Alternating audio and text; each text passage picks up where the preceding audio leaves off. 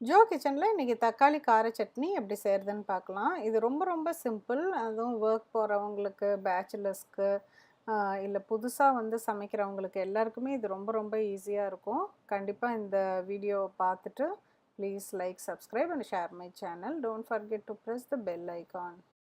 தக்காளி கார சட்னிக்கு ஒரு 2 பேர் அளவுக்கு சொல்கிறேன். இது வந்து ஒரு பெரிய தக்காளி எடுத்து கட் பண்ணி மிக்ஸி ஜாரில் போட்டுக்கலாம். அப்புறம் ஒரு ஸ்பூன் சாம்பார் பவுடர், அப்புறம் சீரகத்தூள், உப்பு, இது எல்லாத்தையும் போட்டு ஒன்றாவே போட்டு நல்லா நைஸாக அரைச்சிக்கலாம்.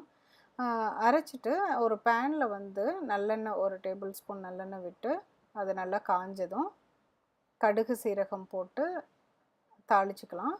அதுக்கப்புறமேலு கொஞ்சம் கருவேப்பிலை போட்டு கருவேப்பிலை பொரிஞ்சதும் இந்த அரைச்சி வச்சுருக்க அந்த தக்காளியை வந்து இதுக்குள்ளார ஊற்றிடலாம். ஊற்றிட்டு கொஞ்சமாக தண்ணி, ஜஸ்ட்டு அந்த மிக்ஸி ஜாரை வந்து கழுவுன கொஞ்சோண்டு தண்ணி மட்டும் போதும். கொஞ்சம் மட்டும் தண்ணி விட்டுட்டு அதுக்கப்புறமேலு நல்லா இப்படி வதக்கிட்டே இருக்கலாம். அதுக்கப்புறம் மூடியெல்லாம் வைக்க வேண்டாம். அதுலேயே வந்து இப்போ கொஞ்சமாக இருக்கிறதுனால அப்படி பச்சை வாசம் சீக்கிரம் போயிடும். அதுக்கப்புறமேலு கொஞ்சம் எண்ணெய் பிரிஞ்சு விடும். அந்த டைமில் வந்து நம்ம நிறுத்திடலாம். அவ்வளோதான், எண்ணெய் பிரிஞ்சு வந்துருச்சு. நம்மளோட தக்காளி சட்னி சூப்பராக ரெடி ஆயிடுச்சு. இது வந்து தோசை, இட்லி அண்டு அந்த கொழக்கட்டைக்கு கூட நான் செஞ்சுருந்தேன். ரொம்ப ரொம்ப சூப்பராக இருந்தது. கண்டிப்பாக வந்து இதை செஞ்சு பார்த்துட்டு உங்கள் ஃபீட்பேக்கை கமெண்ட் பாக்ஸில் சொல்லுங்கள். மீண்டும் ஒரு புதிய ரெசிபியோடு சீக்கிரம் உங்களை மீட் பண்ணுறேன். தேங்க்யூ.